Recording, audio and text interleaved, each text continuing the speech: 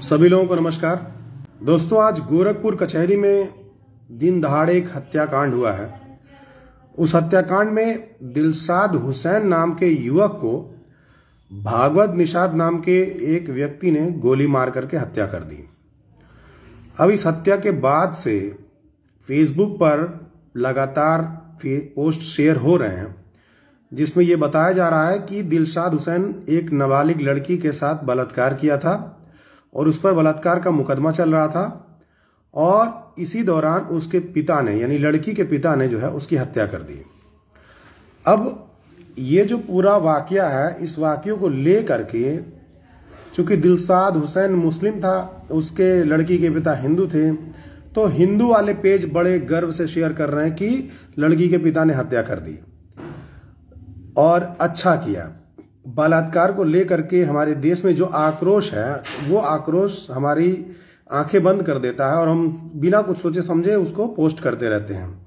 लेकिन सच क्या है, हकीकत क्या है, ये सबको जानना जरूरी है, क्योंकि इस मामले को लेकर के जो कह लीजिए कि आरएसएस बीजेपी के हिंदूवादी संगठन है, वो इसको एज ए हिंदू मुस्लिम ला करके चुनाव में कैश कराएंगे और इधर मुस्लिमों को भड़काएंगे, उधर हिंदुओं को संगठित करेंगे। तो इस तरह का काम हो सकता है। इस नाते इस मामले में जो है क्लियरिफिकेशन बहुत जरूरी है।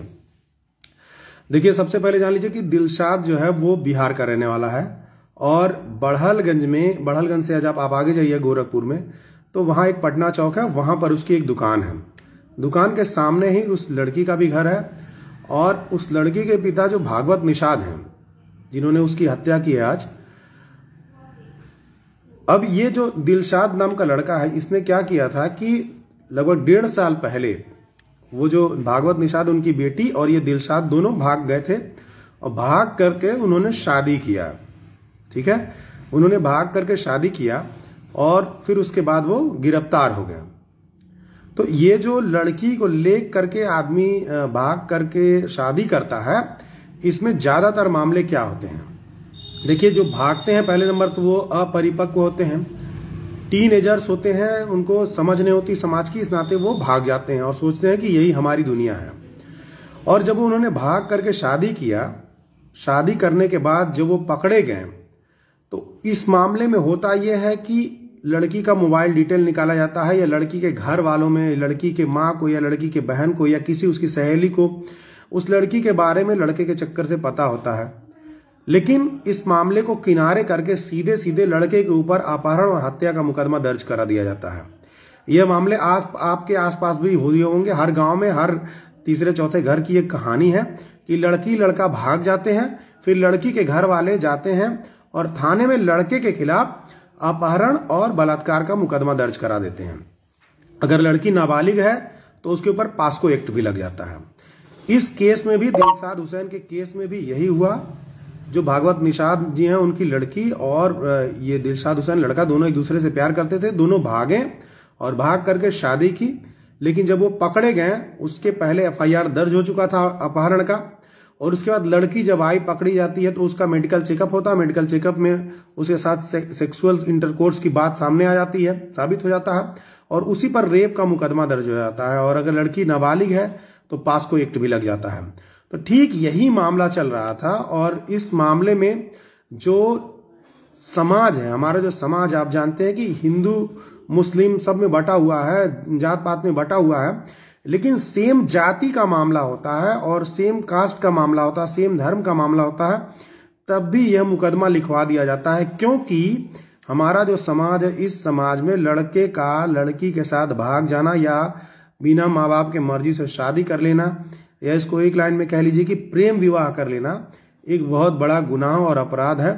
इसी के नाते जो है ऑनर किलिंग्स हो रही हैं और इसी का परिणति ये मामला है। अब जो भागवत निषाद हैं, उनकी मेंटल स्थिति क्या होगी? जिसकी भी लड़की भाग जाती है उसके ऊपर लोग उंगली उठाना शुरू कर देते हैं, तरह तरह की बातें करना शुरू कर देते हैं, आदमी के ऊपर दबाव पड़ता है और लड़की को वो मान सम्मान मानने लगता है, सोचता है इज्जत चली जाती है। ऐसी संरचना है। और ऐसा नहीं है कि जिसके साथ उत्पीड़न होता है वो नहीं करता, वो भी करता है। जब उसकी बारी आती है और किसी की लड़की के बारे में वो सुनता है तो वो भी उस लड़की के बारे में वो यही बोलता है।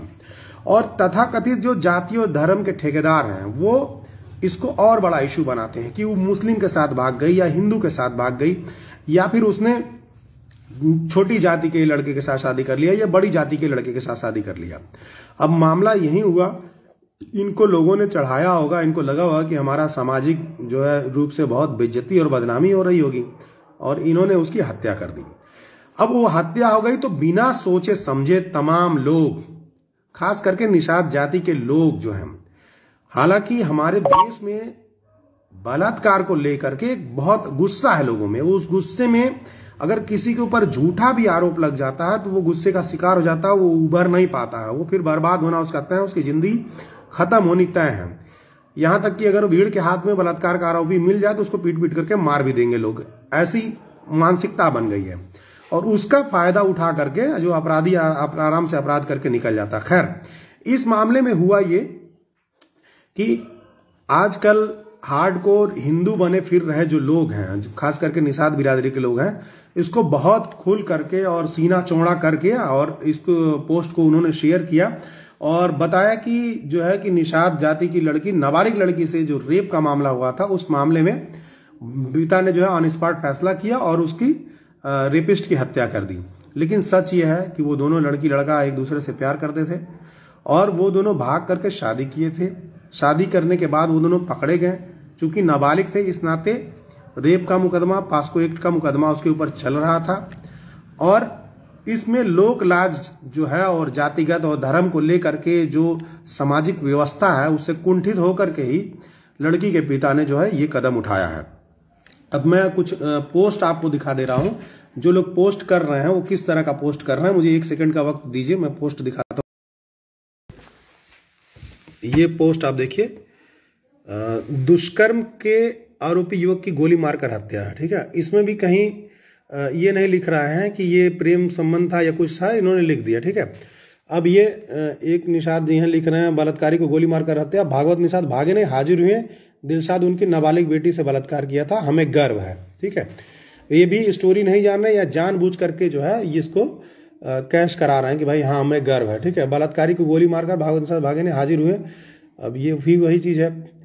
अब इन्होंने लिखा है कि बलात्कारी निषाद दिलशाद को दिन दहाड़े गोली मारने वाले भागवत निषाद जी को जेल से छूटने के बाद सम्मानित करेगी निषाद आर्मी।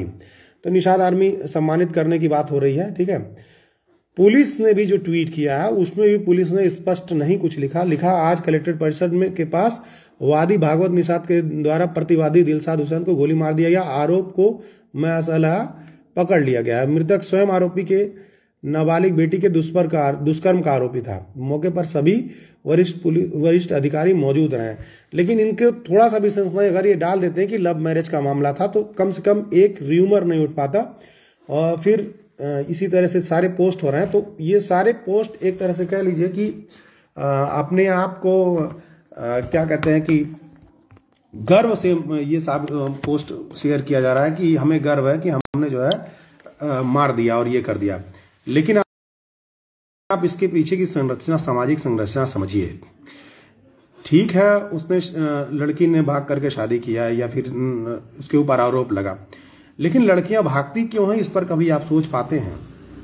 लड़कियों को अगर घर में स्पेस मिलता, उनको लड़कों के बराबर सम्मान और प्यार मिलता, मैं लाड प्यार वाली बात नहीं कर रहा हूं, अंधाधुंध हो करके पैसा खर्च कर देना या पैसा दे देना या लड़की जो मांगे वो दे देना, ये प्यार नहीं होता उसको, बल्कि सही शिक्षा देना और सही गलत में फर्क करना सिखाना, समाज में खुल करके अपनी भागीदारी सुनिश्चित करके और समाज के बारे में जानकारी लेना, ये अगर लड़कियों के साथ हो तो लड़कियां नहीं भागेंगी। सब लोग जानते हैं कि जो भी लड़कियां भागती हैं 16 से 19 साल के भीतर की ही लड़कियां भागती हैं। तो ये 16 से 19 साल तक अपनी लड़कियों से एक दोस्ताना व्यवहार रख करके भी उसके साथ जो भी हो रहा है या उसके लाइफ में जो भी उसको इम्प्रेस कर रहा है या कुछ भी ऊंच नीच उसके साथ हो रहा है, तो वो बातचीत करके उसको समझ सकते हैं। लेकिन ऐसा कोई कोशिश नहीं होती है, लड़कियों को किनारे रखा जाता है, हाँ, और उसी का परिणाम होता है कि लड़कियां भाग जाती हैं। और जो हमारा जो सिस्टम है वो इतना बकवास सिस्टम है कि मतलब कोई लड़की घर से गायब हुई तो जब उसके घर वाले जाते हैं तो सीधे किडनैपिंग का मुकदमा, सीधे आरोप क्या नाम है रेप का आरोपी बना करके उसको कर दिया जाता है। हालांकि इन्वेस्टिगेशन करना चाहिए और इन्वेस्टिगेशन करने के बाद जो है उस पर कोई निर्णय लेना चाहिए कि उस पर रेप का मुकदमा लगाया जाए कि न लगाया जाए। लेकिन अभी जो स्थिति यह है कि एक बार लड़की के घर वालों ने अगर कुछ बोल दिया तो उस पर मुकदमा लगना तय है। और अभी मोदी जी के मंत्रिमंडल के द्वारा लड़कियों की उम्र 21 साल यानी बालिग होने की जो उम्र है उसको 18 साल से बढ़ा करके 21 साल किया जा रहा है। आप सोचिए कि अगर 18-19 साल की लड़की भाग जा रही है तो क्या इस 21 साल तक की लड़की अगर वो समझदार होने के बाद भी अगर किसी के साथ जाती है तो उसको नाबालिग माना जाएगा, उसके किसी स्टेटमेंट को बिलीव नहीं किया जाएगा और उसके माँ बाप जो बोलेंगे वही माना जाएगा। और माँ बाप या कह लीजिए कि पूरा समाज जातिवादी है, जातिवाद में जकड़ा हुआ है, उसको प्यार मोहब्बत इससे कोई लेना देना नहीं है। वो दहेज दे करके अपनी बेटी को लूला लंगड़ा और क्या नाम है कह लीजिए कि उसके लायक जो लड़का नहीं रहेगा उससे भी शादी कर देगा, लेकिन वो उसकी जाति का होगा, उसके धर्म का होगा। लेकिन जो लड़के लड़कियां आज के समाज में समझते हैं, एक दूसरे से मिलते जुलते हैं, प्यार मोहब्बत हो जाता है, तो उनको वो स्वीकार नहीं करता है। तो ये आज की जो हत्या है इसको कृपया करके हिंदू मुस्लिम या इसको बहुत गर्व से लेने की जरूरत नहीं है। कहीं से भी इसमें हिंदूवादी या मुस्लिम का कोई एंगल देने की जरूरत नहीं है। ये साफ साफ एक ऑनर किलिंग का मामला है और ये गलत हुआ है, पूरी तरीके से गलत हुआ है। लड़का बलात्कार का आरोपी नहीं था, नहीं उसने लड़की का बलात्कार किया था। लड़की उसके साथ मर्जी से गई थी और लड़की ने उसके साथ शादी भी किया था। अगर वो बलात्कार का आरोपी होता और उसको लेके भागा होता तो वो शादी नहीं करता। शादी करके उन लोगों ने, लेकिन वो चूंकि नाबालिग थे इस नाते उनकी शादी जो है मायने नहीं रखती कानून की नजरों में। लेकिन हम लोग एज ए समाज इस बात को समझ सकते हैं कि वो रेप का मामला नहीं था, प्यार मोहब्बत का मामला था। अंतर जातीय प्यार मोहब्बत को लोग स्वीकार नहीं करते हैं, अंतर धार्मिक तो बहुत कठिन हो जाता है कि एक दूसरे अलग अलग रिलीजन के लोग लड़के लड़कियां आपस में शादी कर लें और लोगों को बर्दाश्त हो जाए। और शायद यही बात चुभ रही थी लोगों को। इसको हत्या को कहीं से महिमा मंडित करने की जरूरत नहीं है। मेरे हिसाब से इसकी घोर निंदा करनी चाहिए और ऐसी घटनाएं दोबारा न हो इस पर भी प्रयास करना चाहिए। और साथ ही साथ इस बात का हम लोगों को ख्याल रखना चाहिए कि किसी भी प्रकार से इसका कोई राजनीतिकरण न हो पाए, हिंदू मुस्लिम न हो पाए, कुछ ऐसा न हो जिससे कि समाज में वैमनस्यता आए और उपद्रव हो, अशांति फैले। आप सभी लोगों को बहुत बहुत धन्यवाद। मैं धीरेन्द्र प्रताप, गोरखपुर उत्तर प्रदेश से।